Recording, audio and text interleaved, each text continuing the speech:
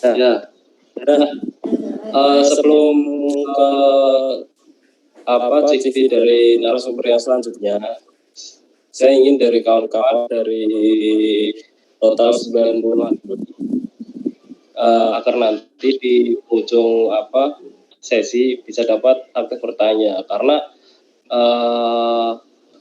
berbeda dengan narasumber dari hari yang pertama, itu sifatnya mahasiswa atau dari berbeda dengan yang sekarang. Kalau sekarang kan ada yang tadi Bu Lulu dari DPR, kemudian sekarang Pak Kuatli dari DPRD, yaitu para anggota dewan yang mewakili kita semuanya begitu. Nah, alangkah lebih baiknya kawan-kawan ini bisa aktif bertanya. Ketika kawan-kawan tidak bertanya, sangat rugi sekali, karena sangat jarang sekali kita bisa berkomunikasi dengan beliau-beliau ini begitu. Mengingat dengan kepentingannya para anggota dewan yang sangat banyak sekali, apalagi di tengah-tengah situasi yang sekarang. Nah, saya ingin kawan-kawan nanti bisa bertanya entah sesuai dengan tema dari materinya atau apapun itu yang berkaitan dengan legislatif gitu. Nah, langsung saja saya perkenalkan CV-nya terlebih dahulu gitu. Tadi mana CV-nya yang sudah ditampilkan?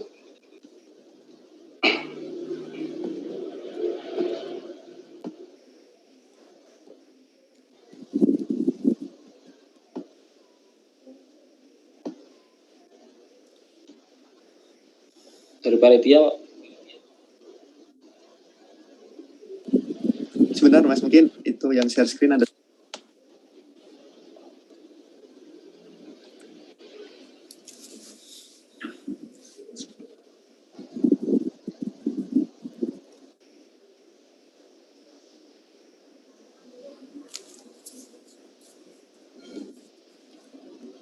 Sebentar.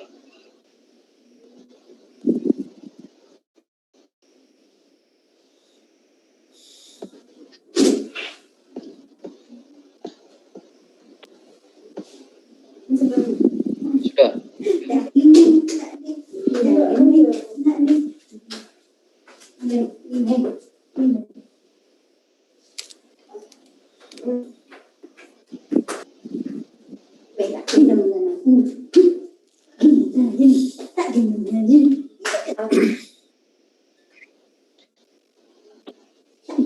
Nah, ini daftar riwayat hidup dari Bapak Kuatli. Nama lengkapnya berikut dengan tempat tanggal lahir, alamat, sampai ada jumlah anak, kemudian nama istrinya. Nah, alamatnya beliau nama lengkapnya itu Kuatli Abdul Qadir Al-Qadiri. Nah, tempat tanggal lahirnya Jakarta 10 Desember 1960. Nah, alamat lengkapnya, alamat tempat tinggalnya sekarang Jalan Wiropaten, Kelurahan Pasar Kliwon. Nah, ini alamatnya sama dengan saya. Di tempat saya itu di Kudus, Pak. Oh, di Kudus ada namanya Pasar Kliwon, gitu. Nah, namanya sama, Pasar Kliwon di Kudus juga ada. Nah, berikut kontaknya, kalau kawan-kawan ingin menyimpan, kemudian alamat kantornya di kantor DPRD Provinsi, kan kawan-kawan sudah tahu di Jalan Pahlawan, terutama yang ada di Semarang. Nah, kemudian fraksinya ada di fraksi Partai Keadilan Sejahtera, kemudian alamat perusahaannya, agama, hingga yang terakhir. Alamat emailnya yang 08-nya diganti 20 aja. Apa ya, Pak? Alamat email Kuatli 20. Oh, emailnya 08-nya diganti 20 gitu. Ya, yang lebih aktual, walaupun 08 juga on. Oh, ya. Jadi emailnya ini juga bisa, tetapi yang lebih aktual lagi itu yang 08-nya diganti 20 begitu. Ya. Nah, yang bawahnya itu riwayat pendidikannya dari 67 sampai 1970 di SD Muhammadiyah Kebayoran Jakarta, kemudian 1970 sampai 73 di SD Islam di Ponorogo Surakarta, kemudian 1973 sampai 76 di SMP Islam di Ponorogo Surakarta. Bawah lagi.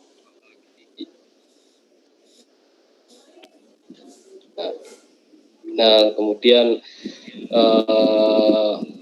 tahun 82 sampai 84 ini di Bre University di Hamburg, kemudian 84 sampai 96 di Technical University of Berlin, teknik sipil ini. Ini program magister, kemudian spesialisasinya di manajemen konstruksi bangunan jalan tol, konstruksi bawah tanah. Jadi engineer nih Pak Wadli. Kalau saya teknik mesin, kalau Pak Wadli teknik sipil gitu.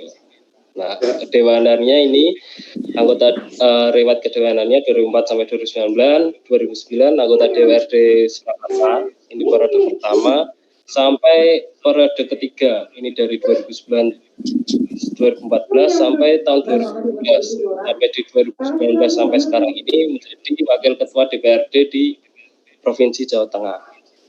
Nah, yang terakhir pengalaman pekerjaannya di PT Istaka Karya, kemudian PT Tamania Talata Zeta di Jakarta, kemudian Direktur Utama di PT Sapura Sarana Putra.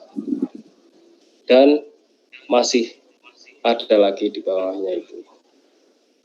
Nah, untuk sesi kali ini itu beliau akan menyampaikan tentang revitalisasi peran lembaga legislatif menuju parlemen kampus yang berintegritas, lebih khususnya tentang fungsi monitoring lembaga legislatif. Nah, saya dengar sudah berubah, Mas. Bagaimana, Pak? Fungsi monitoring lembaga legislatif, jadi di Kedewanan sudah berubah tornya. Oh, iya. Yang kampus itu yang menyampaikan Pak Agung ya, Agung Budi Margono, yang legislasi kampus ya. Oh iya Pak, ya ini tadi sesuai slide yang dikirimkan. Kabarnya yang slide yang terakhir sudah dikirim juga ke situ. Oh, ya mungkin langsung saja untuk Pak Wadli menyampaikan mengenai beberapa pokok materi yang ingin disampaikan gitu. Monggo Pak Wadli. Baik, Assalamualaikum warahmatullahi wabarakatuh. Bismillahirrahmanirrahim. Alhamdulillahirabbil alamin. Allahumma shalli ala sayyidina Muhammad wa ala sayyidina Muhammad. Rabbi shrah li sadri wa yassir li amri wahlul 'uqdatam min lisani yafqahu qawli.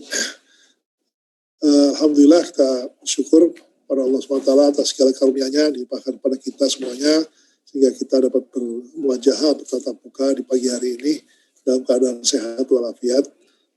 Tentu kita doakan saudara-saudara kita, warga kita yang sakit supaya segera sembuh insyaallah dari penyakitnya.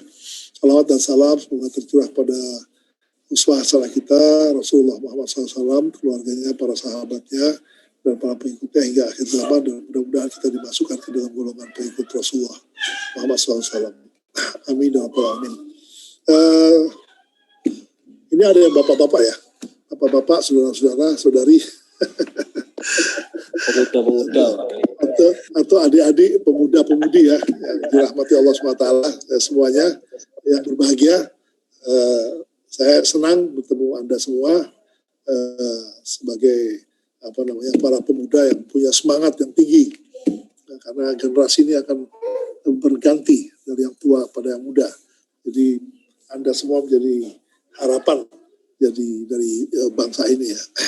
Nah, kaitannya dengan kajian kita pagi hari ini, revitalisasi peran lembaga legislatif menuju parlemen kampus yang berintegritas, sebenarnya bukan parlemen kampus, jadi intinya fungsi monitoring lembaga legislatif ya. Kaitannya dengan unsur fungsi pengawasan monitoring lembaga legislatif, yaitu DPRD, dalam hal ini DPRD Provinsi Jawa Tengah. Nah, dengan begitu bisa saya sampaikan beberapa hal, nanti mungkin selebihnya kita bisa diskusi. Pada intinya fungsi dari DPRD atau anggota dewan ada 3, walaupun kadang kita melihat perlu ditambahkan karena kadang-kadang peran yang satu ini tidak bisa dioptimalkan atau kurang. Itu yang pertama, fungsi pembentukan perda atau legislasi. Ya. Artinya di mana di sini kita menyusun bersama pemerintah daerah, artinya wakil daripada gubernur menyusun raperda yang pada akhirnya menjadi perda peraturan daerah, apakah itu raperda dari pemerintah atau eksekutif maupun raperda inisiatif dari dewan yang inisiatif dari DPRD. Nah ini dibahas bersama dengan teman-teman eksekutif sampai pada finalnya, yaitu menjadi perda. Kemudian dengan begitu nanti dimasukkan di catatan negara. Kemudian yang berikutnya fungsi anggaran, kaitannya dengan APBD, terutama khususnya anggaran pendapatan belanja daerah, bagaimana anggaran itu bisa dilakukan, disepakati bersama sesuai dengan keperluannya yang ada, ya, baik untuk urusan-urusan kemasyarakatan maupun urusan yang lain. Yang berikutnya adalah fungsi pengawasan. Pengawasan tentunya ini sekaligus pengawasan terhadap perda-perda yang sudah disepakati, kemudian ditetapkan, bagaimana pelaksanaannya atau implementasinya di lapangan, apakah dia berjalan dengan baik atau tidak. Ini juga bagian dari pengawasan kita, termasuk juga fungsi anggaran di sini. Bahwa apakah anggaran itu terlaksana dengan efektif sesuai dengan perencanaan yang dibahas secara bersama, disepakati bersama. Nah yang berikutnya memang kalau yang berikutnya yang keempat ini bukan termasuk fungsi yang resmi berdasarkan undang-undang ya. Fungsi melayani masyarakat ini atau konstituen ini sebetulnya lebih banyak pada sumpah jabatan kita.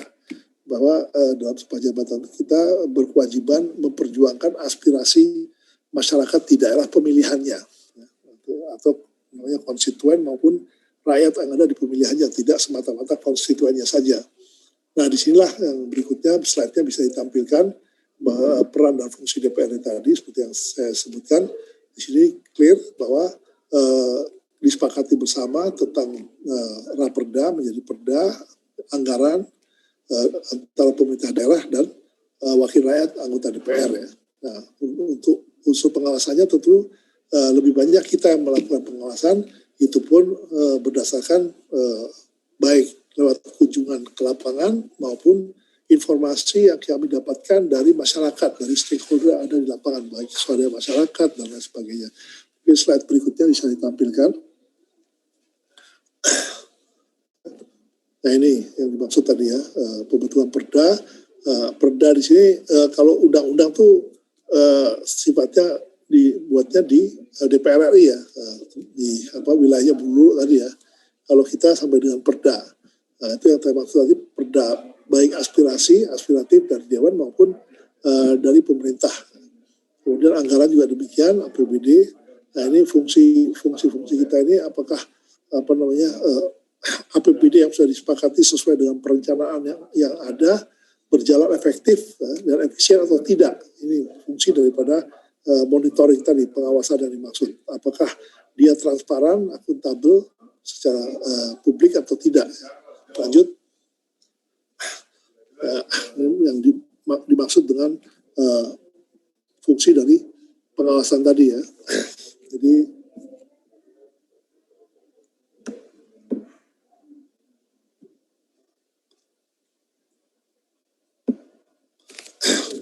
pelaksanaan kegiatannya sesuai dengan kebijakan ya dan rencana yang telah ditetapkan ya. Jangan sampai segala sesuatu yang dibicarakan itu beda konteksnya dengan apa yang sudah direncanakan atau yang sudah ditetapkan. Ini yang fungsi dari pengawasan kita ya, dan sesuai tujuan atau tidak, ya, tercapai atau tidak tujuan yang sudah kita bicarakan bersama terkait dengan budgeting anggaran tadi ya, APBD yang dimaksudnya. Yang berikutnya adalah mungkin dilanjutkan slide-nya. Ya. Ini makna fungsi pengawasan sama saja ya, mulai dari planning, perencanaan, pengorganisasian, kemudian di updating dan pada akhirnya controlling ya, ini pengawasan yang kita lakukan. Ini perencanaan ini dibuat oleh pemerintah daerah ya, atau teman-teman eksekutif ya, atau kita sebut dengan OPD, organisasi perangkat daerah, atau SKPD, Satuan Kerja Perangkat Daerah selama ini. Lanjut.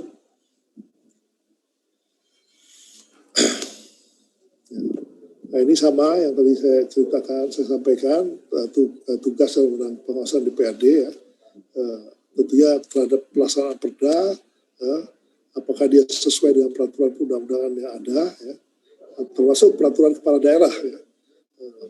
Nah ini dalam hal ini APBD juga termasuk di situ, kebijakan pemerintah daerah dalam pelaksanaan program pembangunan daerah dan kerjasama internasional.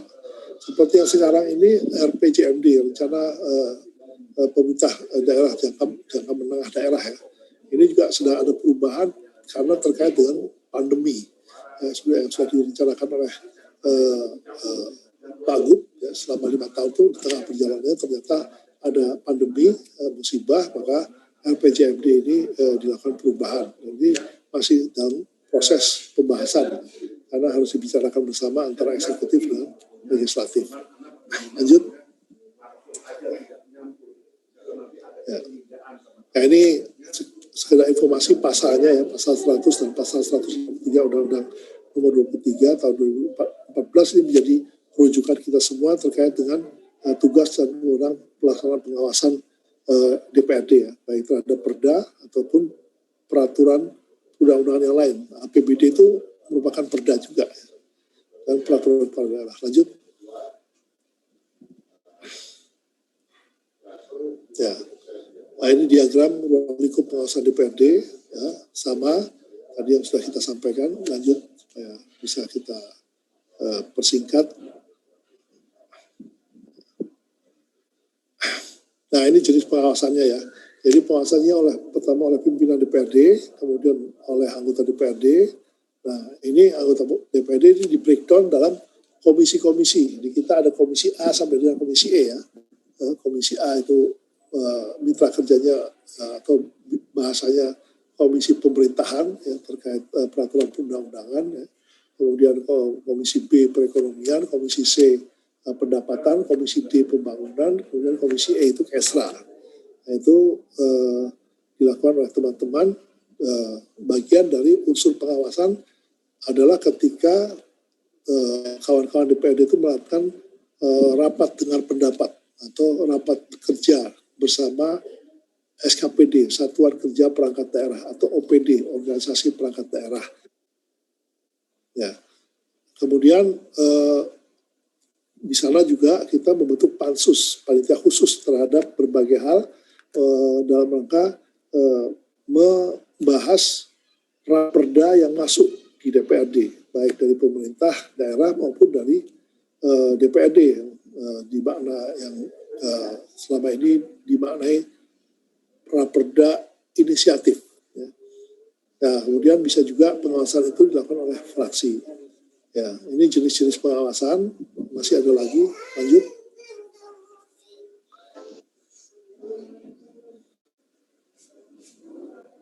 Ya, nah ini sama ya, yang seperti yang kita ulang lagi sedikit ya, tugas dan pengawasan DPRD, ya, peraturan daerah APBD, kemudian peraturan atau keputusan atau surat edaran kepala daerah.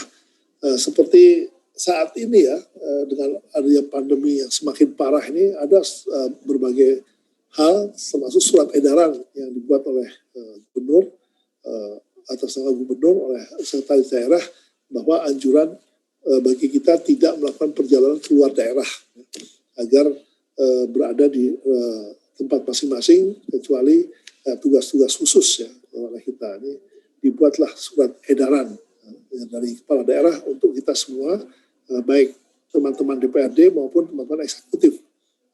Karena saat ini ya malum dengan musibah yang ada ini, ada beberapa teman-teman eksekutif yang diopnam di rumah sakit Muardi ada, di rumah sakit yang lain juga ada. Nah ini kita berdoa juga semua agar segera pulih,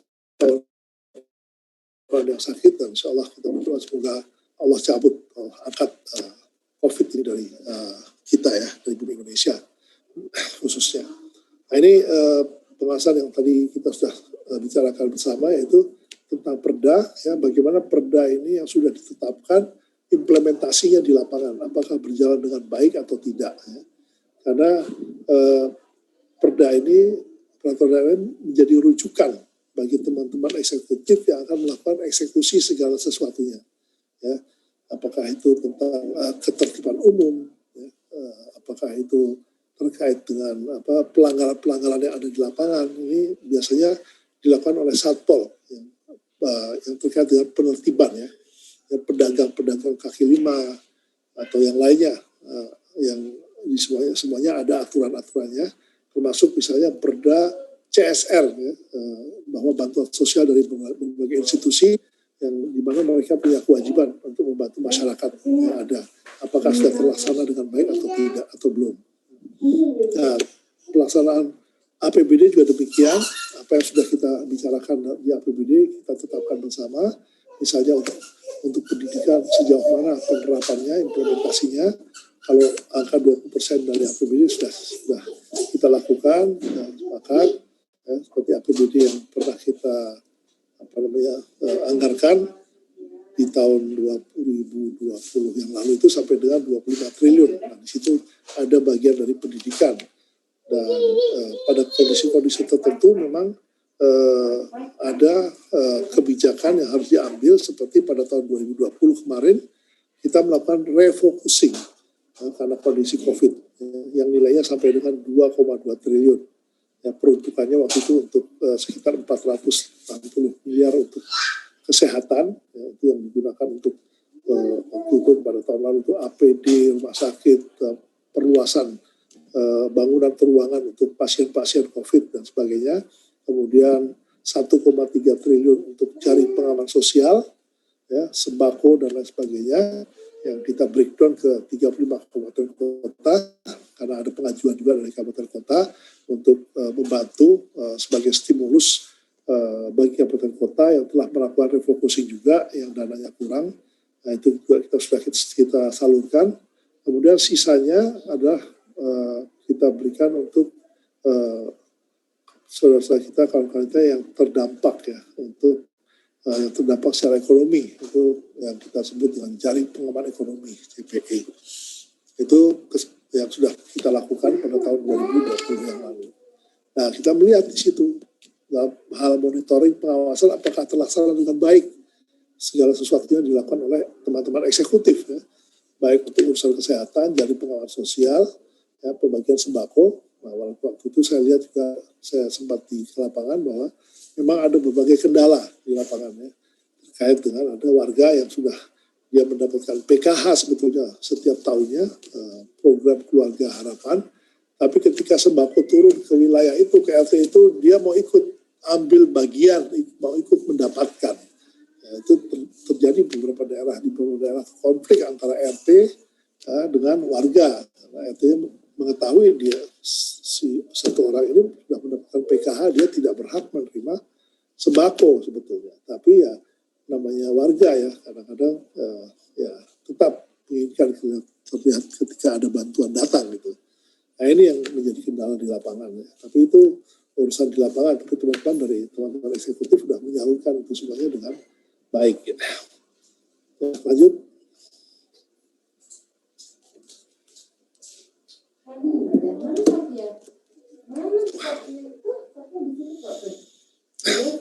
Ya, ini lagi-lagi pengawasan DPR terhadap peraturan daerah itu terhadap perda yang sudah kita tetapkan, kita inventarisasi berbagai perda untuk dilihat kesesuaiannya dengan peraturan undang-undang yang ada di atasnya, karena urutan perda itu di bawah undang-undang. Jadi apa-apa yang kita atur di perda itu tidak boleh melangkahi undang-undang di atasnya. Semuanya mesti merujuk pada undang-undang. Kemudian pelaksanaannya seperti apa perda tersebut, dan dari hasil inventarisasi tersebut diperoleh gambaran misalnya adanya berbagai perda yang perlu diganti atau diubah. Maka kita melihat itu semua, kita lakukan pembahasan untuk diganti atau direvisi perda tersebut. Ya. Apakah terkait dengan pajak misalnya terhadap masyarakat ya, berbagai macam pajak dan lain sebagainya. Kemudian perlu dibuat perda baru misalnya untuk direvisi misalnya terlalu banyak, maka dilakukan pembahasan untuk dibuat perda baru sebagai pelaksana peraturan undang-undangan yang tingkat nasional di atasnya. Kemudian yang ketiga, kita mendorong pihak pemerintah daerah agar perda yang sudah ada dapat diimplementasikan secara konsisten dan berkelanjutan supaya tercipta juga tertib hukum dan kepastian hukum. Nah, ini juga menjadi pengawasan kita semua. Apakah perda itu diimplementasikan secara konsisten oleh teman-teman eksekutif atau tidak. Lanjut.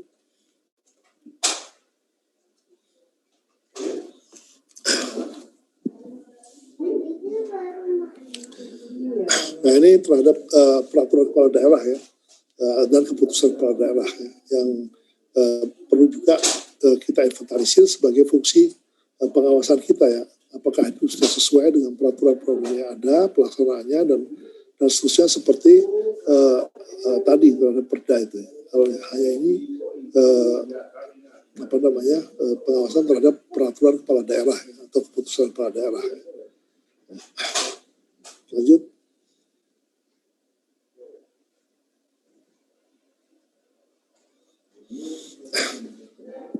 Nah, kalau ini APBD, ya, berarti fungsi controlling kita sebagai Dewan terhadap budgeting, terhadap anggaran APBD, anggaran pendapatan belanja daerah, yang ini sudah ditetapkan atau kita tetapkan bersama menjadi perda.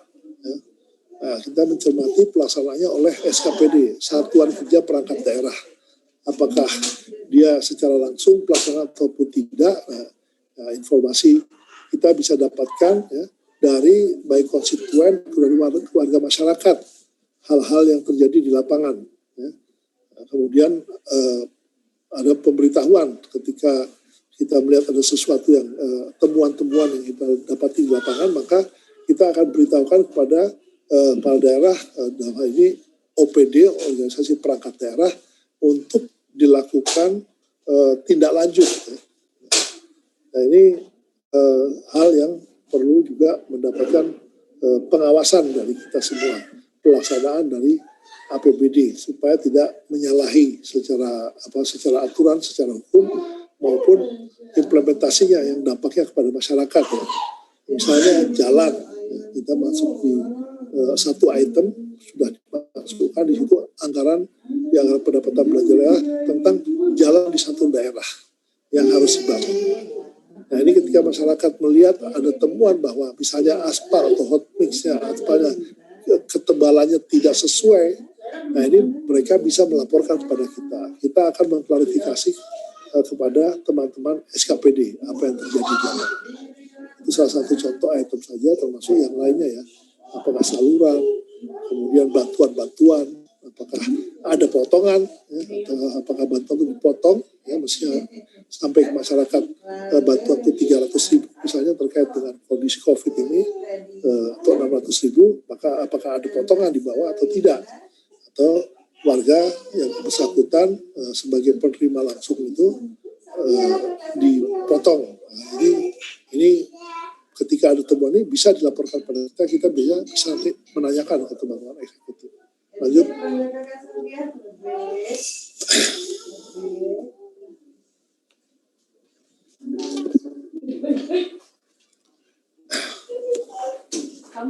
Ya, pengawasan terhadap kebijakan pemerintah daerah dalam melaksanakan program pembangunan daerah. Ini sama aja urusan dengan RPJP, rencana pembangunan jangka panjang daerah, dan yang ini waktunya 20 tahun, tapi kita selama ini kan Dewan itu 5 tahunan ya, yang pada saat ini yang sampai kepada kita adalah rencana pembangunan jangka menengah daerah yang kurun waktunya 5 tahun. Ini yang tadi saya maksud sedang dilakukan revisi oleh Pak Gub karena kondisi pandemi ini ya. Kemudian rencana kerja pemerintah daerah yang digunakan untuk dasar penyusunan APBD. Sebelum penyusunan APBD dilakukan rapat kerja antara komisi dengan teman-teman eksekutif untuk merumuskan kerja-kerja atau kegiatan yang akan dilakukan sekaligus anggarannya. Ini yang dimaksud dengan misalnya kerja perangkat daerah yang kita jadikan dasar penyusunan APBD. Lanjut.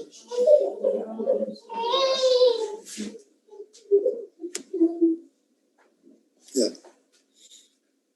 Nah ini tadi di depan pengawasan kerjasama internasional di daerah. Ini yang menjadi pertanyaan adalah ruang lingkup pengawasan. Ruang lingkup pengawasan itu meliputi apa saja ya? Bidang yang dikerjasamakan itu apa? Dan ini harus merupakan urusan atau kewenangan daerah. Jadi ada kepentingan daerah itu melakukan kerjasama itu. Kemudian jangka waktu kerjasama itu perlu jelas.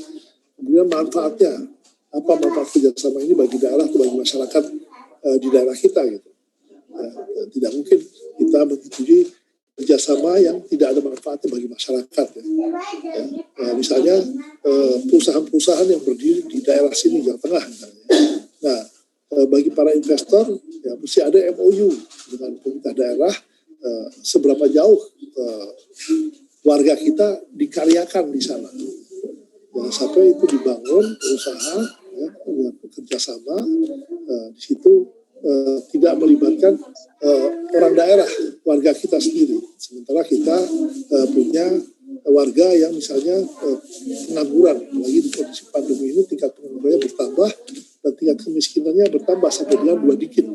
Ada target kita pada waktu itu di awal saya dilantik menjadi dewan itu 1 digit, dan itu akan berusaha diturunkan tetap 1 digit, tapi karena pandemi sekarang sudah di 2 digit.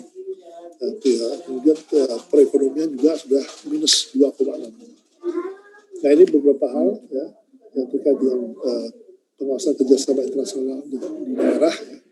Dan yang terakhir itu tadi sumber pembiayaannya dari mana. Namanya kerjasama berarti kan para investor menginvestasikan asetnya atau usahanya di daerah ini dengan tentunya biaya dari mereka.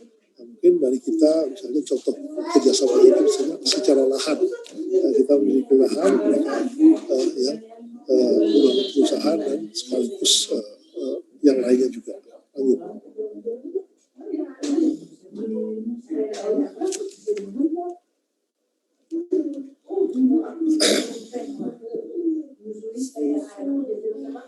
Nah ini proses pelaksanaan pengawasan DPRD ya. Dari segi mekanismenya tentunya ada hal yang pertama kita menentukan agenda pengawasan apa saja yang kita lakukan, kemudian metodologinya, kemudian kita menjalin hubungan dengan instansi yang lain dan aliansi strategis, ya. Dan nilai laporan kerja pertanggungjawaban LKPJ ini tahunan ya, seperti yang barusan kita bahas, kita dapatkan dari pemerintah daerah LKPJ tahun 2020. Ini laporan kinerja, apakah sudah sesuai dengan apa yang direncanakan atau tidak atau belum. Nah, kalau kurang di mana kita berikan catatan-catatan. Kemudian tindak lanjut dari hasil pengawasan. Dan itulah yang kita lakukan, laporan-laporannya kita sampaikan untuk ditindaklanjuti sehingga masuklah ke forum masuk di laporan kinerja pertanggungjawaban. Ini bagian dari proses pelaksanaan pengawasan DPRD terhadap pemerintah daerah ya. Lanjut.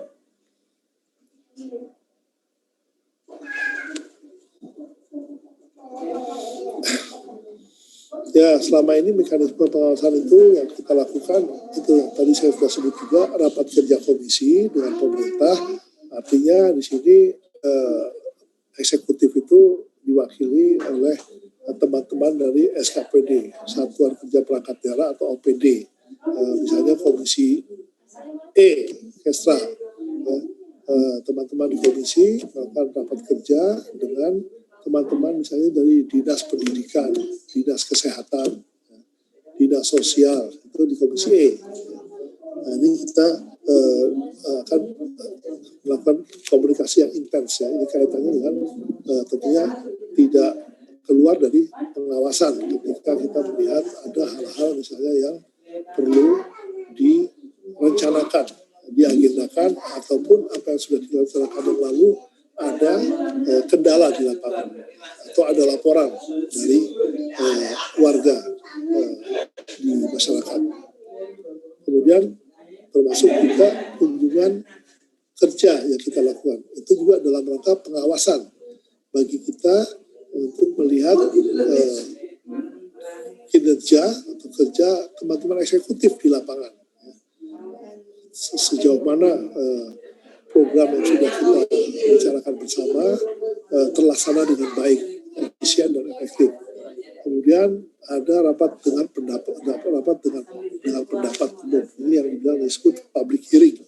Biasanya ketika kita menyusun perda dalam prosesinya itu ada yang namanya public hearing ya, sebelum raperda itu ditetapkan menjadi perda. Ini maksudnya dalam rangka menerima masukan-masukan dari masyarakat dari raperda yang sedang disusun. Ya, dari pasal-pasal itu ada koreksi, ada tambahan dan sebagainya. Itu kita lakukan public hearing, artinya kita mengundang stakeholder yang ada untuk hadir di forum rapat dengan pendapat itu. Kemudian yang keempat tentunya termasuk pengaduan. Itu yang tadi saya maksud dengan ketika ada temuan-temuan atau pengaduan dari masyarakat terkait dengan kondisi lapangan. Nah, mereka bisanya mengadu, yang mudah buat mereka kan mengadunya kepada kita. Karena kita yang di daerah ini ya, yang paling dekat masyarakat melihat dengan mereka. Karena teman-teman eksekutif ya tentunya adanya di kebanyakan di Semarang dan sekitarnya kalau untuk DPRD provinsi. Kalau kita kan tinggalnya ada yang di Semarang, ada yang di daerah pemilihannya, di dapilnya. Seperti saya tinggalnya di Solo. Daerah pemilihan saya ya Solo, Sukoharjo, Klaten. Jadi ketika ada keluhan dari warga masyarakat, ya, maka dia mengadunya kepada saya. Seperti ada contoh misalnya seorang ibu mengadu kepada saya yang di Klaten, anaknya sudah selesai ujian, kemudian tidak bisa menerima ijazah ya, karena kondisinya belum bayar. Nah, tapi waktu itu hubungannya ibu ini telepon ke saya, memberi informasi via telepon, kemudian memohon bantuan. Nah, disitulah saya mencoba melakukan komunikasi dengan waktu itu Kepala Dinas Pendidikan. Bagaimana hal ini bisa dibantu agar ijazahnya keluar. Dan alhamdulillah dalam tempo waktu itu sekitar 4 atau 5 jam, alhamdulillah Bu Heni itu mendapatkan ijazah dari anaknya dan sekaligus dengan 9 anak yang lain yang sudah lulus tapi tidak atau belum bisa menerima ijazah karena ya kaitannya belum bayar, belum melengkapi SPP-nya. Tapi karena kondisinya pandemi, ini orang tua kan banyak yang terkena dampak. Alhamdulillah dengan izin Allah dan teman-teman di Provinsi Eksekutif Dinas Pendidikan bisa memahami itu semua sehingga mereka bisa mendapatkan ijazahnya. Ini bagian daripada pengawasan dan sekaligus mengadvokasi warga kita sendiri yang ada di dapil kita, daerah kita. Walaupun saya sempat mengadvokasi warga yang misalnya pasang pen di kaki yang ada di Brebes waktu itu sempat 2 tahun bahwa pen itu di mana di kaki yang muncul keluar ya, sempat lapor ke saya. Alhamdulillah bisa saya advokasi dan dalam tempo beberapa hari alhamdulillah dicabut oleh dokter yang ada di sana di Brebes dan alhamdulillah keadaannya membaik. Lanjut.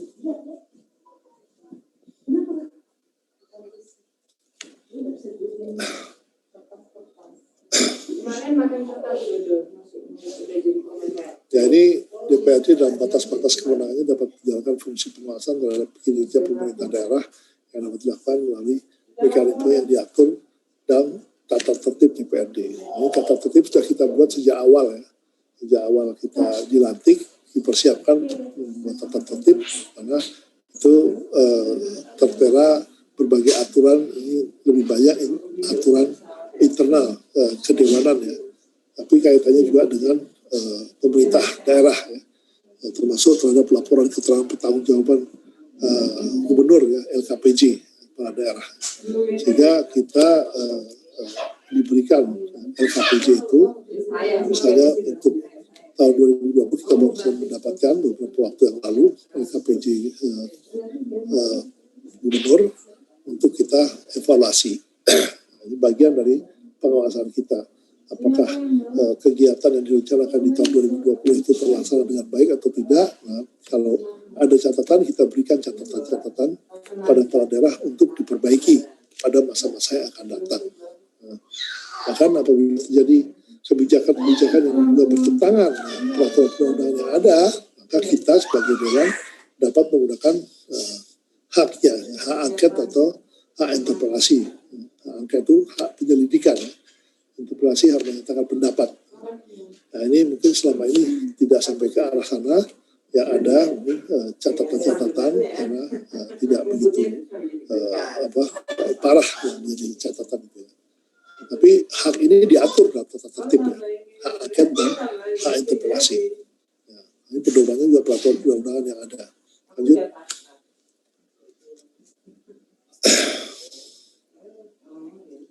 Ya, yang berikutnya menentukan agenda pengawasan ya. Pada setiap tahun anggaran harusnya ya secara kelembagaan buat agenda pengawasan yang dilakukan selama setahun ya. Kemudian juga termasuk agenda yang dimaksud itu komisi misalnya, yang membuat agenda sesuai dengan penugasannya dan sesuai dengan masa persidangan bagi komisi. Kemudian DPRD mengkonsolidasikan agenda pengawasan dari masing-masing komisi. Setiap komisi itu punya mitra kerja, maka disinilah agenda pengawasan itu juga berlaku ketika melakukan rapat kerja antara teman-teman yang ada di komisi dengan teman-teman eksekutif. Lanjut.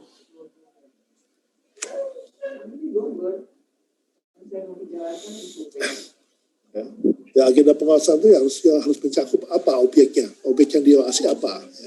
Ya, sesuai dengan skala prioritas tentunya. Ya. Apakah ada urusan tentang permasalahan bansos, ya, bantuan sosial atau apa hibah atau apapun itu. Kemudian kapan pengawasan akan dilakukan, misalnya dalam rangka kunjungan ke lokasi, ya, ke objek yang dimaksud tadi. Ketika ada permasalahan di pendidikan, di sekolah misalnya kita kunjungan ke sekolah tersebut ya. Komisi atau anggota yang akan terlibat dalam rangka pengawasan ya. Itu biasanya ya anggota komisi biasanya ya, sesuai dengan mitra kerjanya ya. Diawasi adalah mitra kerja dari komisi tersebut ya. Kemudian pada tingkat apa pengawasan dilakukan ya, tentunya ini kaitannya dengan kebijakan program dan proyek yang ada ya. Nah ini selama ini komisi dan SKPD membahas berbagai hal, kemudian menganggarkan, menentukan kegiatan, menganggarkan. Nah, setelah itu tentunya kita melihat apakah terlaksana dengan baik apa yang sudah direncanakan, yang sudah ditetapkan di APBD yang sudah kita sepakati bersama. Lanjut.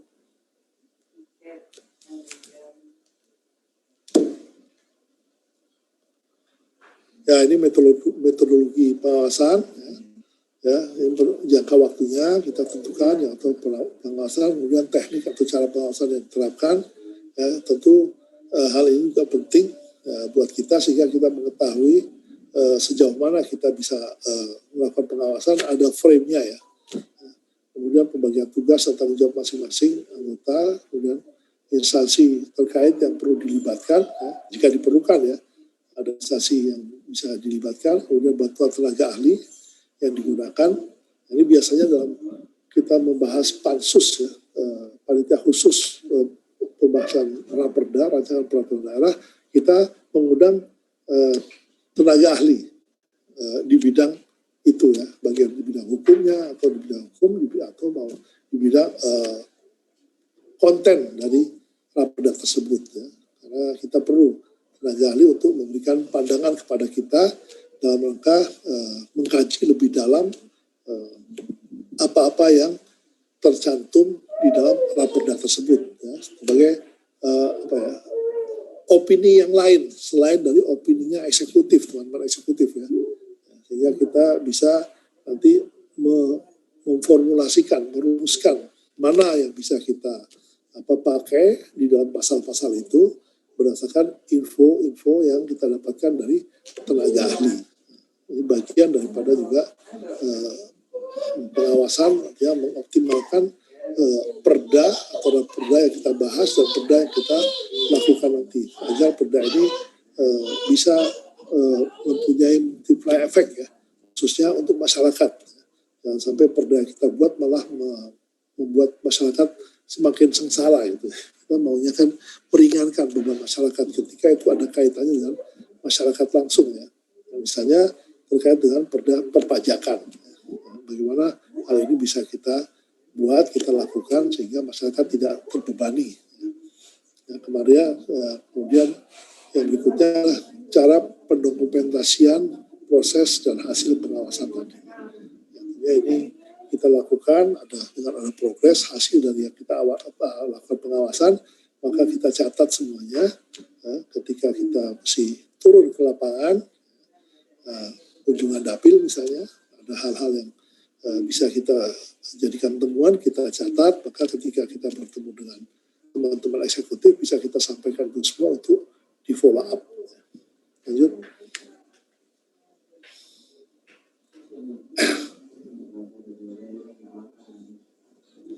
Ya, ini juga tidak banyak berubah ya teknik pengawasan ya. Dari tujuan pengawasan itu evaluasi atas pencapaian tujuan dibentuknya perda. Jadi segala sesuatu yang kita lakukan kan biasa kan bahwa kita perlu mengevaluasi bagaimana jalannya ini, hasil yang sudah kita rumuskan ini apakah membuat jadi lebih baik atau tidak ya. Ini yang harus kita lakukan evaluasi atas capaian tujuan penetapan APBD misalnya. Kemudian juga evaluasi kesesuaian peraturan keputusan surat edaran dengan perda, peraturan undang-undang lain atau peraturan undang-undang di atasnya perda itu. Nah ini untuk memperoleh informasi awal. Ya. Ini kita perlu melihat ini semua dari tujuan awal bentuknya perda.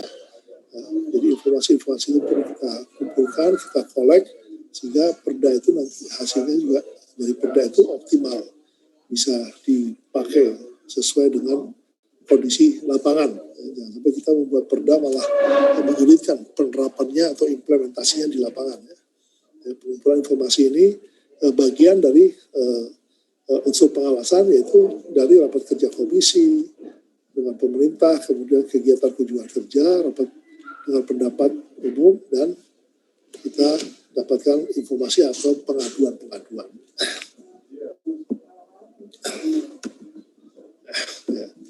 Ya, analisa penyusunan laporan juga perlu nanti kita buatkan rekomendasi ya, setelah kita melihat mendapatkan informasi-informasi yang ada ya, baik itu dari bab pencapaiannya, tingkat tercapainya tujuan perda, analisa tercapainya tujuan perda, dan kesimpulan ya, apakah sesuai tidaknya peraturan yang ada, keputusan surat edaran dengan perda atau peraturan, apakah dia sesuai dengan undang-undang di atasnya atau tidak.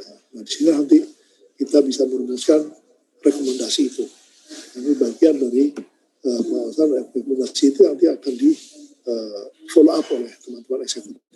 Ya, lanjut.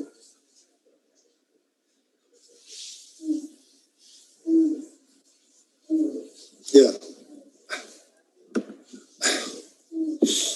Jadi terhadap APBD seperti ini ya, artinya tujuan dari APBD ya, kemudian risiko penyimpanannya, dan yang kita evaluasi adalah pertama di APBD itu kan ada pendapatan, ada belanja.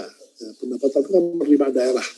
Apakah sudah optimal penerimaan daerah ini? Ya, dari pajak, dari pendapatan lain-lain yang sah. Ya. Ya, apakah ada potensi yang belum tergali oleh teman-teman eksekutif. Inilah bagian dari pengawasan kita, penerimaan daerah yang tidak masuk kas daerah ya. Kemudian dana transfer dari pemerintah pusat ya. Sejauh mana kita mendapatkan itu semua, misalnya juga dana alokasi khusus dari pemerintah pusat untuk satu kegiatan yang mesti kita lakukan di daerah kita. belanjanya pun kita juga mesti melihat alokasi belanjanya, apakah efektif dan efisien atau tidak itu, sesuai dengan apa yang menjadi target atau tidak. Misalnya alokasi belanja yang tidak tepat sasaran perlu kita pantau, kita perlu lihat bersama. Kemudian kalau ada penggelembungan dana belanja daerah, ini kan ada hal-hal yang bisa ditangkap oleh logika. Untuk keperluan ini yang dibutuhkan anggaran sekian, tapi kok ternyata lebih besar, ada apa ini? Itu kita perlu bertanya kepada tuan eksekutif. Ini bagian dari fungsi pengawasan terhadap APBD ketika kita menyusun anggaran pendapatan belanja daerah. Lanjut.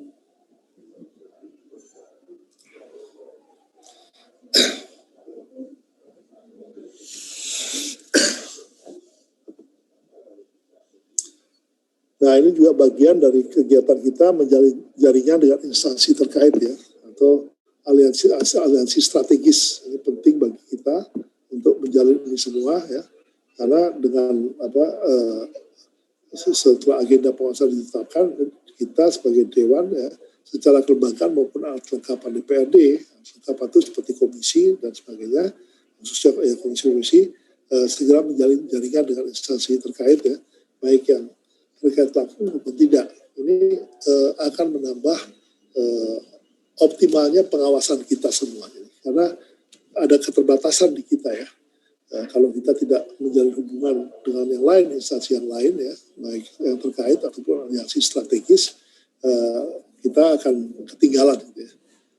Karena yang lain punya pandangan-pandangan yang dari sisi atau sudut pandang yang lain, itu bisa menambah wawasan kita, sekaligus juga bisa mengena kepada objek yang kita lakukan pengawasan di dalamnya. Lanjut. Nah, ini yang dimaksud dengan aliansi strategis ya. Jaringan yang bisa dibuat ya, stakeholder ya. Kemudian jaringan memberikan manfaat ya, tidak saja terbatas pada kepentingan daerah, melainkan juga kepentingan nasional yang lebih luas ya. Jaringan harus dibangun antara lain wakil rakyat ya. Artinya dengan DPR RI, teman-teman kita DPR RI, partai politik ya, juga LSM dan media ya, yang media massa yang harus kita bangun aliansi strategis tersebut ya. Karena kadang bisa terjadi sinkronisasi ya antara kegiatan teman-teman dari DPR RI, DPRD provinsi dan DPRD kabupaten kota. Kaitannya dengan misalnya urusan-urusan yang dengan masyarakat, apakah misalnya dengan kelompok tani misalnya.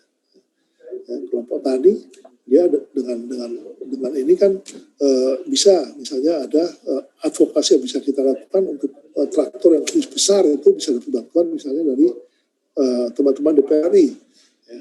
Kemudian yang lain kelompok tani yang lain ketika masuk ke ternak sapi, ternak kambing, itu bisa dari kita advokasinya, sehingga manfaat yang didapat itu jelas oleh masyarakat atau kelompok tani tersebut, dan ini pun masuk di APBD kita. Ya, lanjut.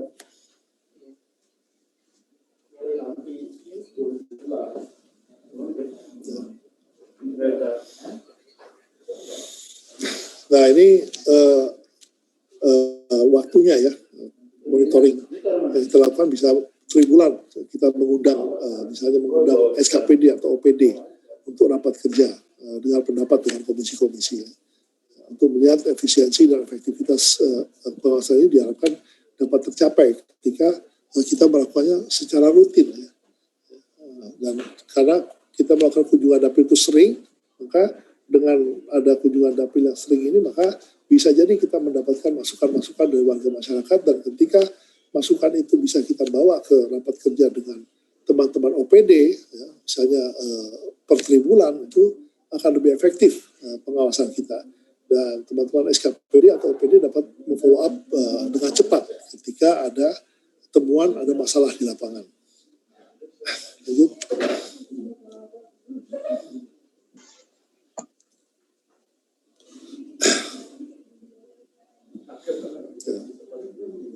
Nah, ini terkait dengan penyusunan laporan jelas ya buat kita laporan hasil pengawasannya yang mencakup hal-hal yang tujuan pengawasan, metodologi pengawasan, kemudian temuan-temuan yang baru saja disampaikan. Kemudian kita juga pada akhirnya bisa meminta kepada teman-teman eksekutif memberikan rekomendasi untuk perbaikan atas temuan tersebut ya. Apapun itu temuannya ya. Nah, karena yang mengeksekusi itu ya eksekutif ya. Karena fungsi kita hanya 3, untuk fungsi yang pelaksanaan, implementasi atau eksekusi adalah teman-teman eksekutif.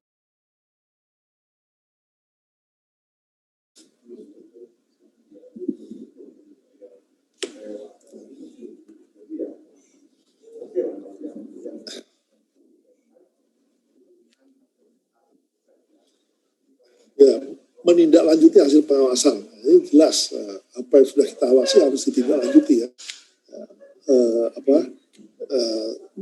Hasil dari apa yang kita lihat monitoring, maka akan kita mintakan teman-teman eksekutif atau pertama untuk klarifikasi misalnya, ketika ada temuan yang ganjil misalnya ya, janggal ya, kita minta klarifikasi dan sekaligus kita minta agar teman-teman eksekutif ya memfollow up gitu.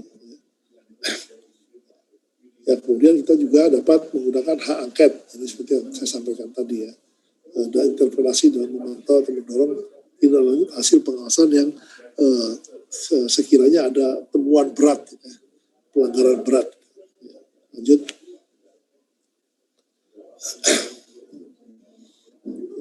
Nah, ini tindak lanjut pengawasan ini misalnya sama saja ya, apakah perbaikan pengorganisasian, kemudian perubahan alokasi APBD ketika memang harus diubah atau ada perubahan. Contoh yang saya sebutkan ya, di tahun 2020 kemarin ada perubahan alokasi karena kondisi pandemi COVID, ada musibah ya, maka ada perubahan di APBD, maka kita mengalokasikan atau melakukan refocusing ya, 2,2 triliun dari APBD itu untuk kebutuhan COVID. Itu perubahan. Nah, ini semuanya harus kita bicarakan bersama dengan eksekutif ya, yang disepakati bersama. Ya. Dan ini bagian dari perbaikan dokumen perencanaan daerah. Ya. Karena hal ini perlu agar tidak ada kesalahpahaman. Ya. Kemudian kita tidak lepas dari selalu pantauan BPK ya, Badan Pemeriksa Keuangan. Sebab apa dilakukan perubahan APBD atau refocusing. Ya. Kemarin sudah lazim ya, diketahui semua pihak karena kondisi pandemi, maka di berbagai daerah di provinsi lain juga dilakukan refocusing anggaran. Lanjut.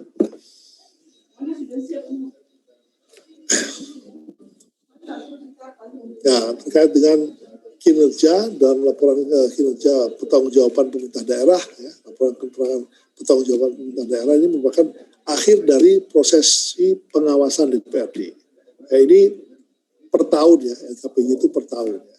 Yang 2020 sudah selesai kita lakukan ya, LKPJ ini ya, kita sudah melakukan penilaian kinerja terhadap LKPJ ya.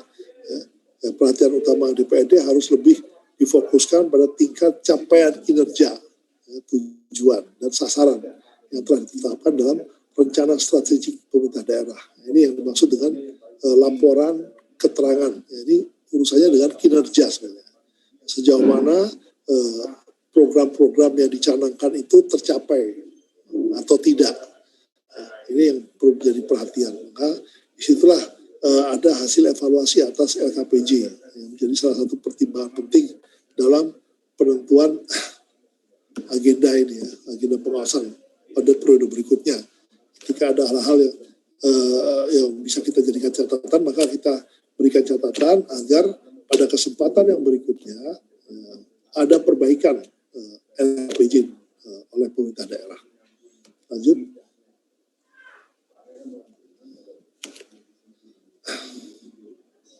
Ya, saya pikir sampai di situ ya apa yang bisa saya sampaikan. Insya Allah bisa diterima yang baik. Tapi apabila ada yang ditanyakan, saya persilahkan. Tapi disitulah inti dari monitoring atau pengawasan yang ada ya di kita. Ya. bahwa dengan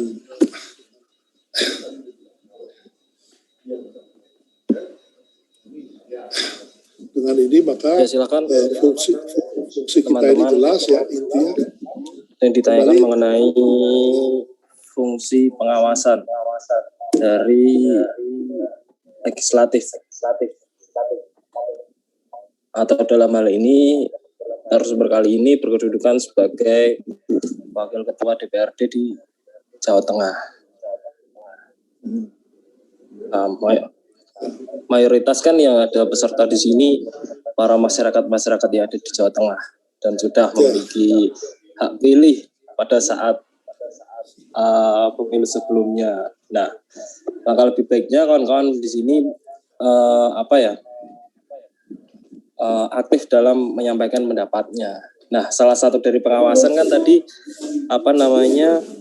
pelaksanaannya ada yang namanya public hearing atau rapat dengar pendapat. Nah, di sini kan di hadapan kita semuanya ada anggota dewan di Jawa Tengah. Secara tidak langsung, ketika kawan-kawan menyampaikan kritikan, sarannya atau bahkan pendapatnya di sini, secara langsung bisa didengarkan dan bisa ditindaklanjuti nanti ketika di proses selanjutnya. Gitu. Silahkan dari kawan-kawan peserta. Bertanya, Mas. Oh iya, silakan. Ya, sebelumnya perkenalkan terlebih dahulu, nama saya Dava dari volumenya dikeraskan. Suara saya bisa masuk nggak, Mas? Bisa terdengar? Oh, saya dengar. Ya, sudah. Terima kasih, Pak. Perkenalkan, nama saya Dava dari Unimus. Yang saya tanyakan itu tadi kan dari Bapak menyampaikan kalau bahwasanya yang di situasi dan kondisi sekarang ini kan lagi digencar-gencarnya untuk pembagian baksos kepada masyarakat gitu ya, Pak. Nah, tadi juga bisa disampaikan kalau kendalanya itu ada masyarakat yang sudah mendapatkan PKH tapi malah mereka ikut andil dalam mengambil baksos tersebut lagi gitu, Pak. Nah, bisa dilihat juga sekarang kan kebanyakan masyarakat memang lagi membutuhkan penyaluran baksos seperti itu gitu kan Pak. Nah, itu solusinya bagaimana Pak ketika masyarakat yang benar-benar seharusnya mendapatkan baksos tersebut untuk kemakmuran rakyatnya sendiri gitu atau mungkin keluarganya sendiri itu malah tidak mendapatkan alokasi tersebut gitu Pak. Solusinya bagaimana Pak? Dan juga koordinasinya dengan pihak lembaga eksekutif itu bagaimana Pak? Kan tadi juga dijelaskan kalau eksekutornya itu adalah dari lembaga eksekutif. Terima kasih.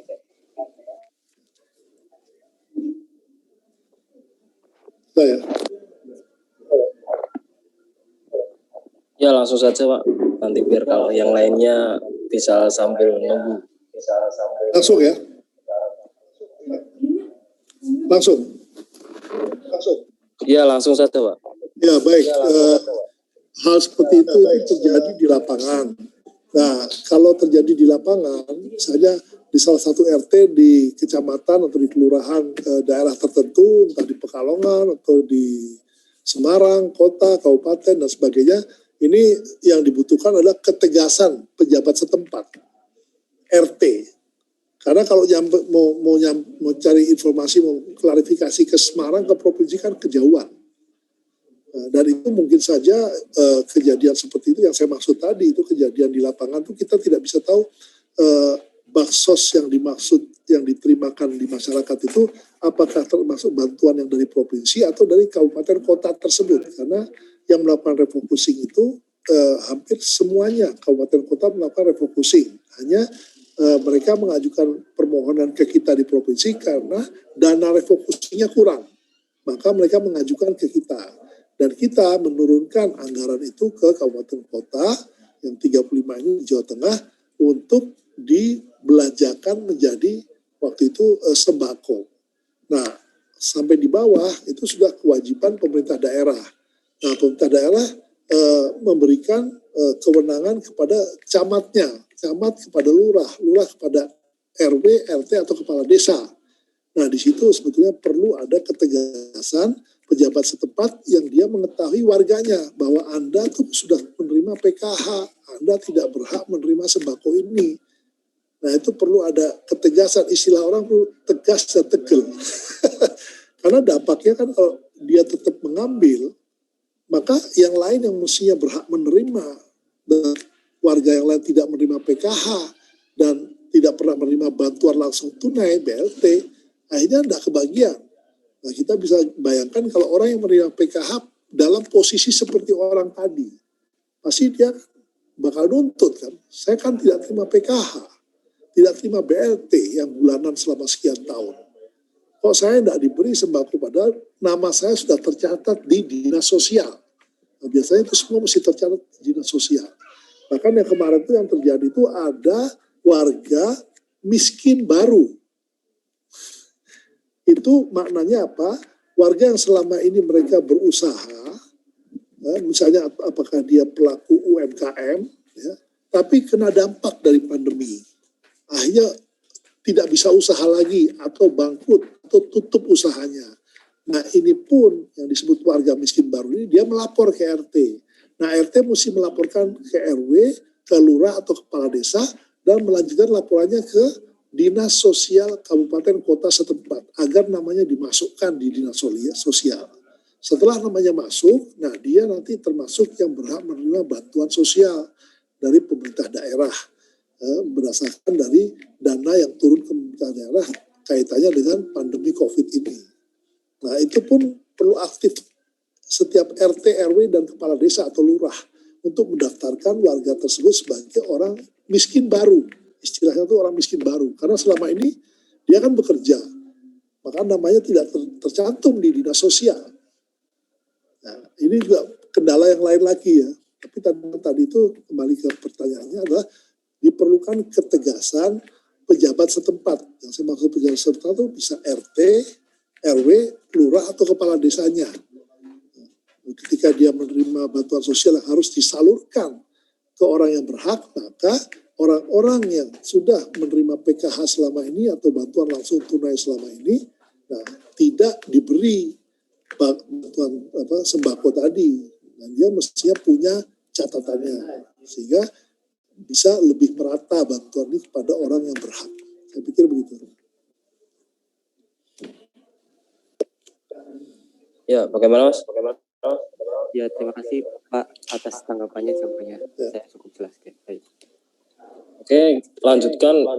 Ketika yang lain ada yang ditanyakan, silakan. Mengenai fungsi pengawasan atau controlling.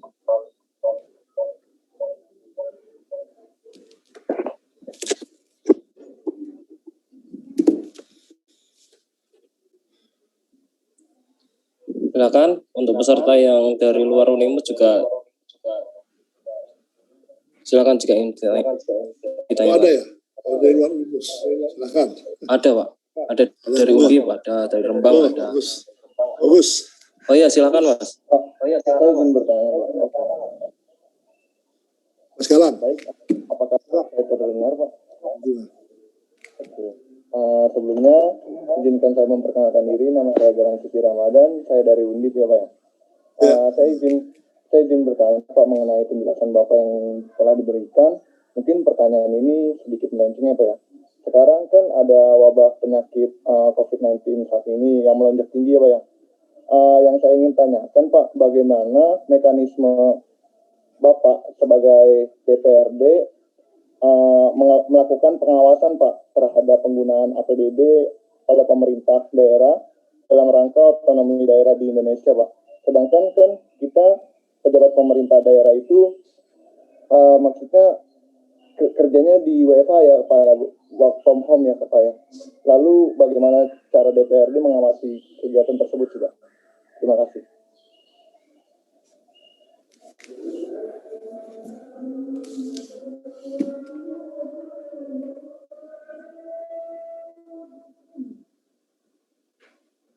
Silakan Pak Wali.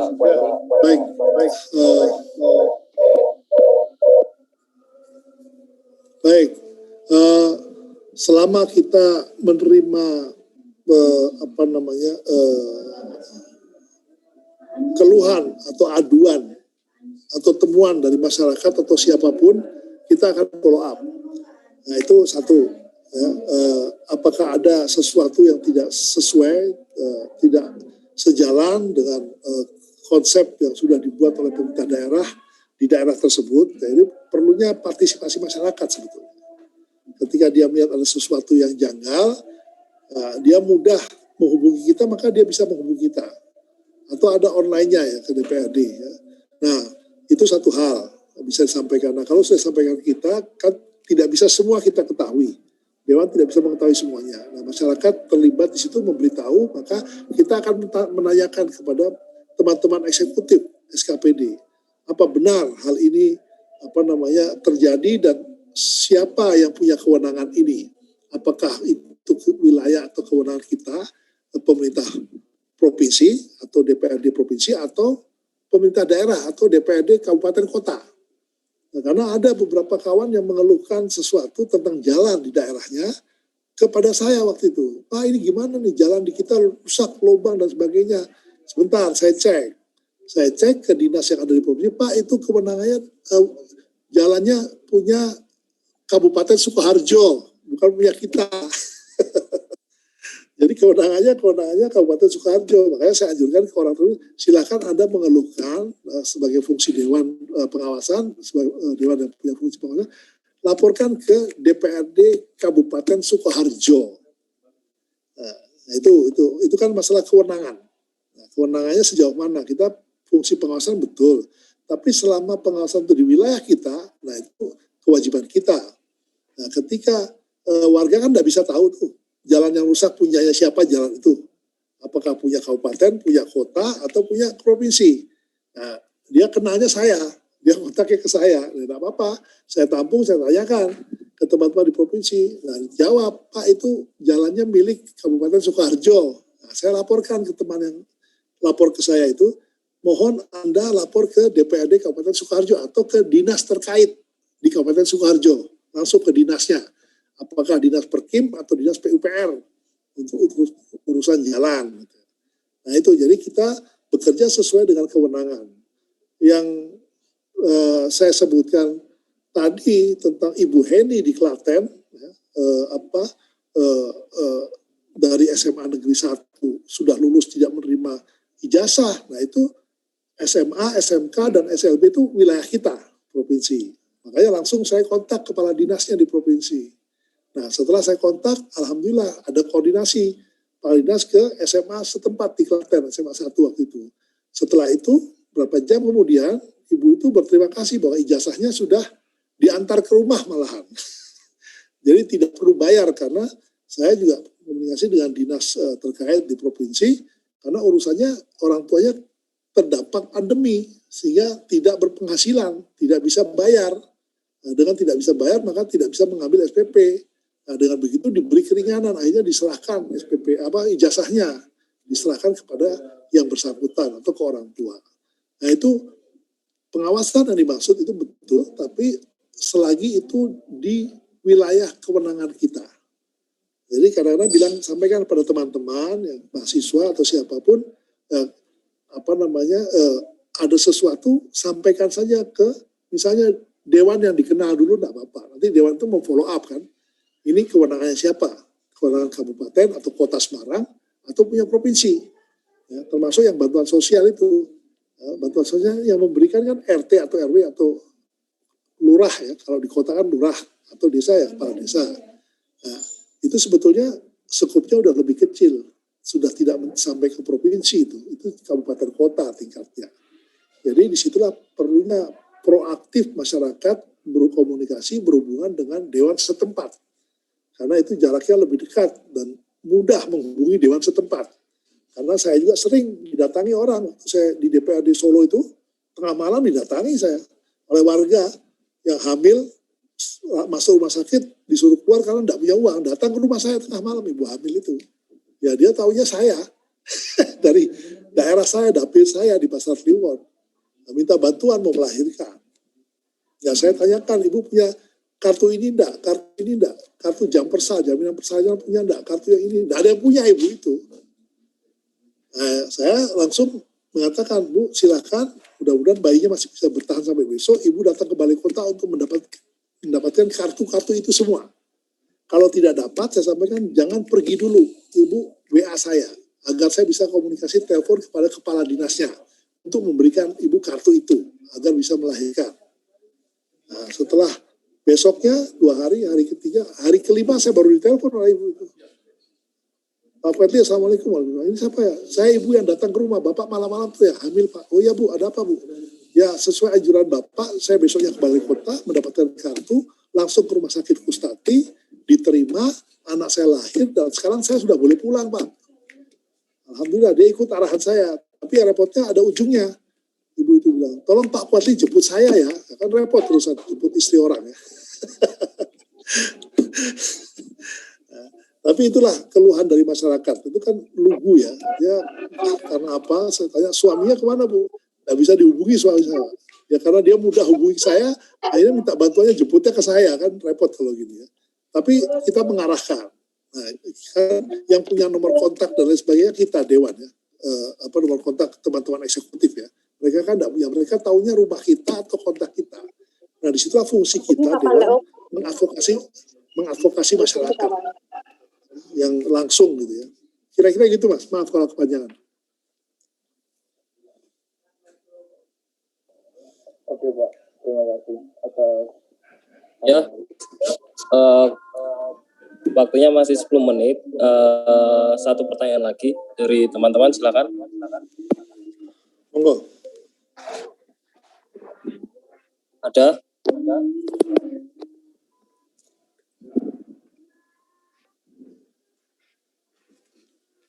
Oh, silakan. Kalau ada. Cek Mas, saya mau bertanya Mas. Silakan Mas. Oh ya, terima kasih.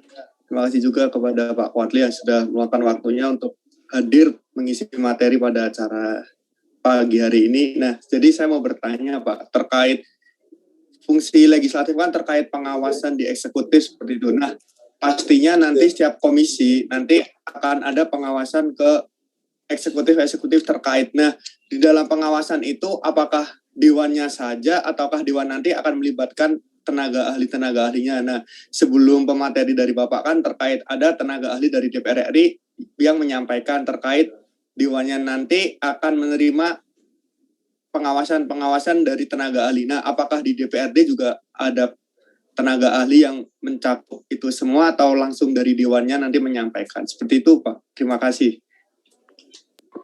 Monggo Pak Fadli. Ya baik, kalau di kami di DPRD provinsi itu yang namanya tenaga ahli itu kita gunakan, kita mintakan bantuan ketika kita membahas raperda di panitia khusus, di pansus. Itu kita menggunakan tenaga ahli karena dari segi keilmuannya mereka kan punya ilmu yang luar biasa. Kalau kita kan ada keterbatasan dewan ini kan dari berbagai latar belakang. Nah, itu yang kita manfaatkan tenaga ahli.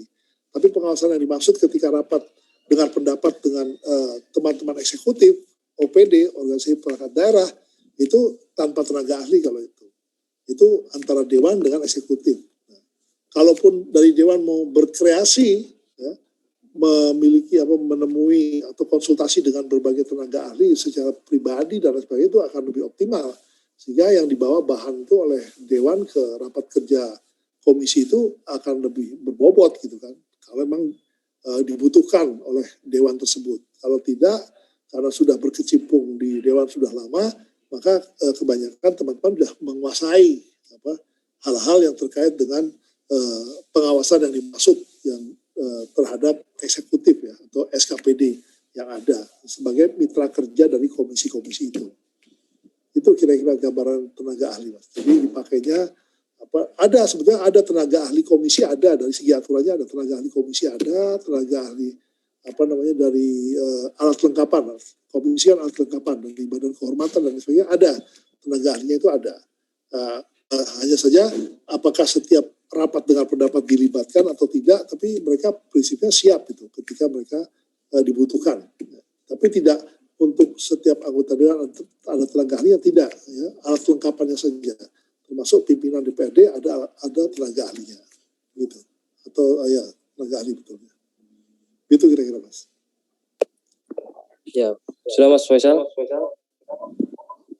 Oh iya, ini mau bertanya lagi boleh Mas? Bagaimana?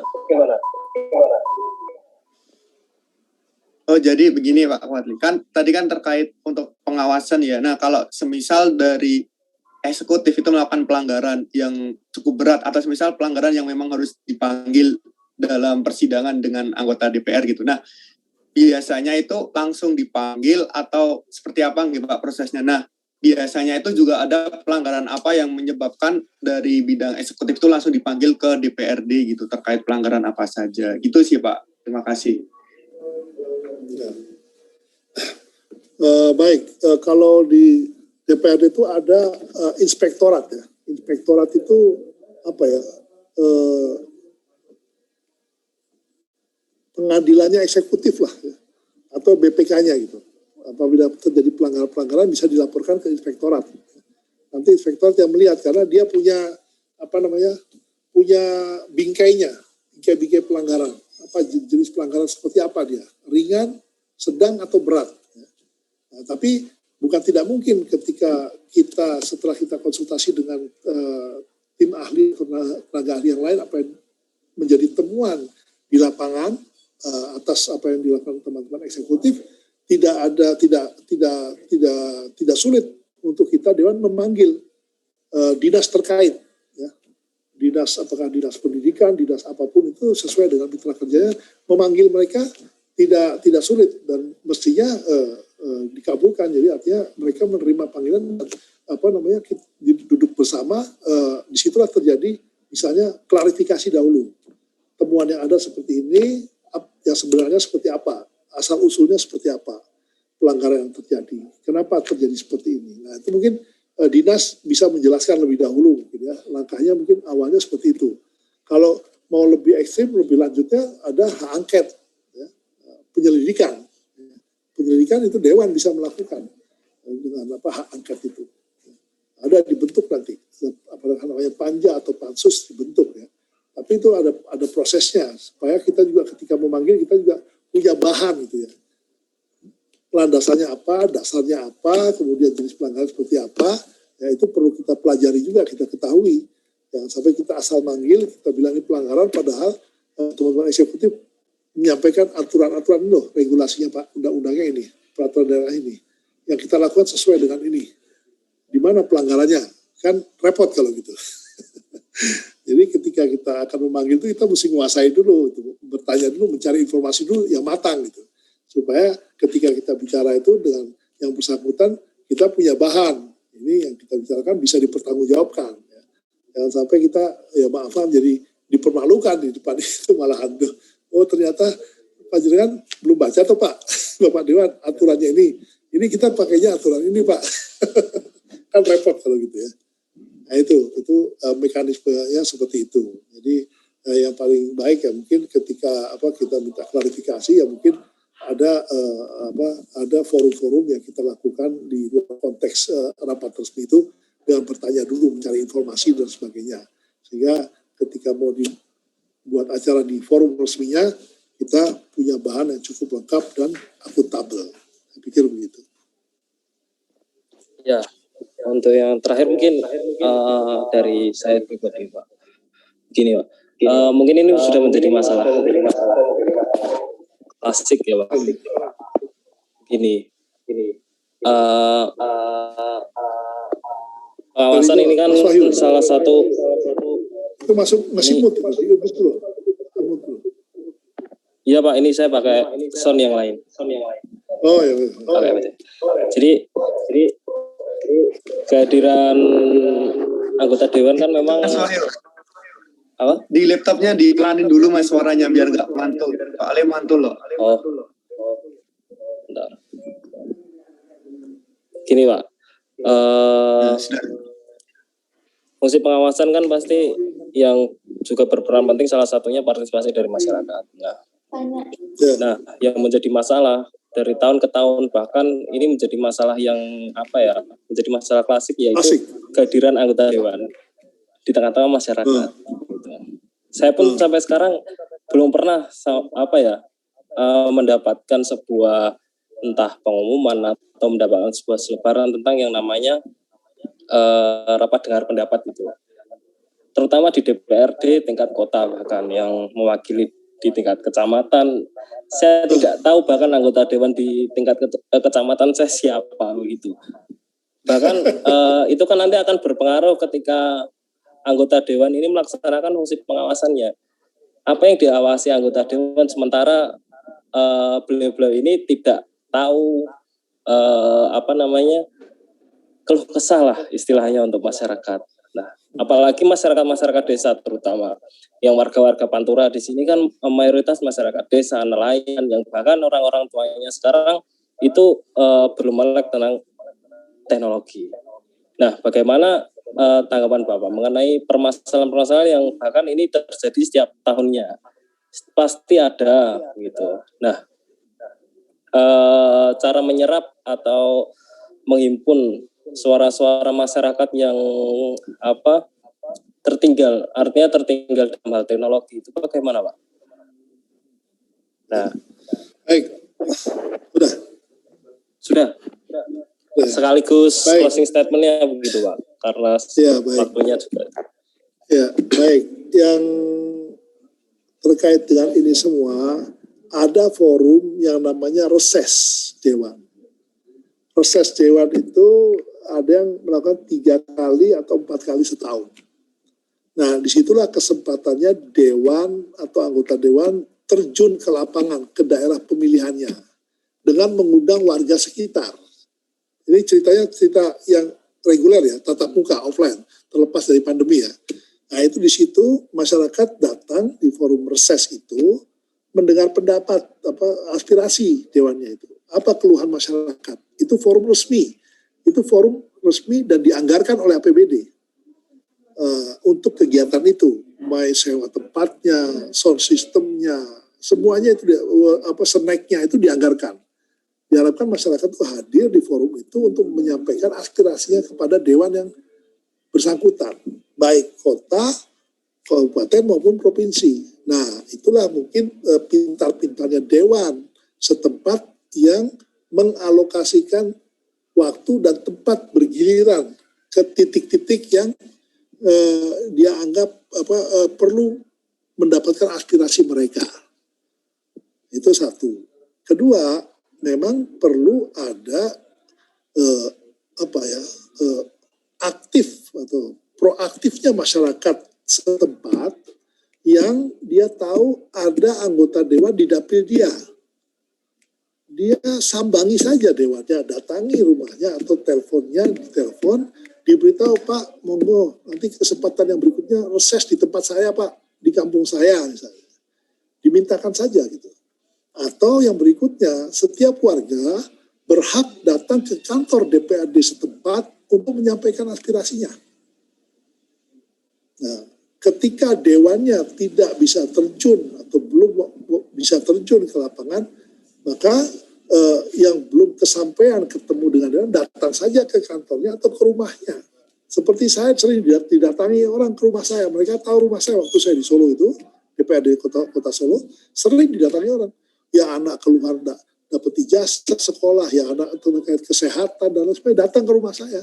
Ya saya layani, saya advokasi mereka sampai masalahnya tuntas. Karena yang tahu kontak dinas terkait eksekutif ya kita, mereka tidak punya, mereka taunya dewannya. Nah di sini menurut saya perlu aktifnya seorang anggota dewan memang. Ini masalah talenta juga, talenta. Apakah seorang dewan dia mau aktif terjun ke masyarakat, bertemu dengan masyarakat atau komunitas-komunitas masyarakat, bersilaturahim di masyarakat. Saya senang begitu, saya ketemu teman-teman ya. Bahkan dewan-dewan tuh saya punya grup renang, yang lain punya grup goes dan sebagainya. Di situ kesempatan mereka non formal untuk menyampaikan berbagai hal. Nah, kita tampung semua. Dan saya senang sekali ada orang yang bertelepon memberikan aspirasi kepada saya follow up. Kemarin saya reses di Sukoharjo di satu titik satu desa. Ternyata saya melihat ada warga di situ diajak ke rumah warga yang kakinya diamputasi dua-duanya hampir sampai di lutut karena kecelakaan listrik. Itu kalau saya waktu itu saya lakukan ini belum lama, berapa bulan, langsung saya telepon dinas sosial, saya kirim fotonya. Ibu, tolong ini disiapkan, diproses, buatkan kaki palsu. langsung diproses oleh dinas sosial di provinsi. Nah, kemudian proses panjang, ada komunikasi saya dengan dinas sosial di provinsi, dinas sosial provinsi dengan dinas sosial di Sukoharjo. Kemudian iya Pak, dijawab segera Pak akan diberi kaki palsu. Saya bilang, Bu, kalau segera, kalimat-kalimat segera itu ngaret gitu. Saya bilang tolong disiapkan kaki palsunya sebelum lebaran, agar dia berlebaran dengan kaki palsu yang baru. Oh siapa? Nah, puasa, menjelang akhir puasa, saya dikirimi foto Pak, alhamdulillah kaki palsunya sudah dapat, terima kasih. Ya itu Pak. Jadi memang perlu aktif ya, dewannya perlu aktif ke masyarakat, ya kemudian masyarakat juga perlu aktif, jangan sungkan-sungkan. Apalagi dewan di dapilnya, diparani aja Mas ke rumahnya. Jangan sungkan-sungkan marani anggota dewan, karena ini kalau buat saya ini kewajiban kita. Kita mendapatkan amanah dari masyarakat sebagai dewan untuk mengadvokasi mereka, ya, memperhatikan mereka, ya, melanjutkan suara mereka, aspirasi mereka semaksimal mungkin. Semuanya itu tidak mesti dari kantong kita kalau bantuan. Dari akses ke dinas-dinas itu banyak sekali dan kita bisa memfasilitasi. Karena kalau dari kantong kita membantu ke masyarakat nggak akan cukup kan. Tapi ada dana-dana misalnya kalau berupa dana ya di dinas-dinas terkait itu yang bisa memberikan bantuan. Seperti tadi aja kaki palsu itu. Saya tinggal nelfon dinas sosial di provinsi. Alhamdulillah dengan izin Allah Bapak itu mendapatkan kaki palsunya sebelum lebaran kemarin. Alhamdulillah. Nah ini semua bisa dilakukan oleh dewan, masyarakat tidak bisa kan. Nah disitulah perlu usul saya, panjenengan semua, Anda semua sampaikan kepada masyarakat supaya datangi dewan di dapilnya. Kan itu tidak jauh kalau di dapilnya kan. Ya, dewan kota, dewan kabupaten ya, datangnya aja. Ya, mau silaturahim lebih dahulu atau ketika ada perlu bantuan datangi mereka, sampaikan apa aspirasinya, permohonan Anda yang ada di kampung, masalah apa di kampung, masalah jalan, masalah saluran dan lain sebagainya, sampaikan. Dan dewan menurut saya berkewajiban melaksanakan aspirasi itu atau berusaha semaksimal mungkin karena kita dewan bukan eksekutif ya.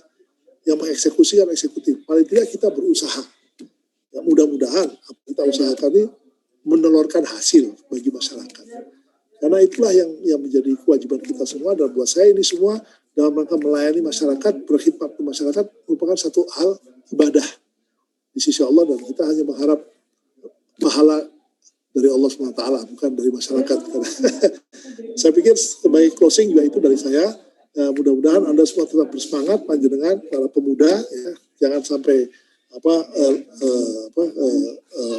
istilahnya loyo, tapi tetap ajak yang lain berpartisipasi untuk memperjuangkan aspirasinya kepada teman-teman dewan, baik kabupaten, kota maupun provinsi atau RI, karena kita punya kewajiban melaksanakan amanah ini dan sesuai dengan sumpah jabatan kita berkewajiban melaksanakan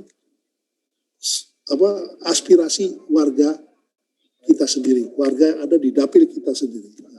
Walaupun saya selama ini pernah mengadvokasi orang yang di luar dapil, karena ya mungkin ada lebih yang amanah diberikan pada saya, pimpinan bisa keluar dapil advokasinya.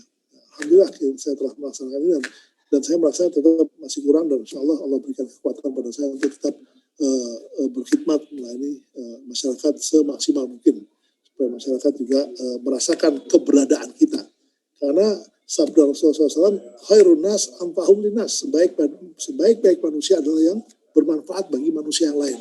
Saya ambil hadis itu aja, bagaimana kita bisa bermanfaat untuk manusia yang lain. Sebagai dewan, panjenengan Anda pemuda, bagaimana Anda juga bermanfaat untuk yang lainnya. Jadi kita masing-masing pada posisi kita, mari kita memberikan manfaat bagi saudara kita yang lain yang ada di sekitar kita. Semoga Allah ridhoi amal-amal kita semua. Sekian, terima kasih. Assalamualaikum warahmatullahi wabarakatuh. Assalamualaikum. Nah, gitu ya teman-teman, banyak sekali yang disampaikan Pak Kuatli tentang fungsi DPR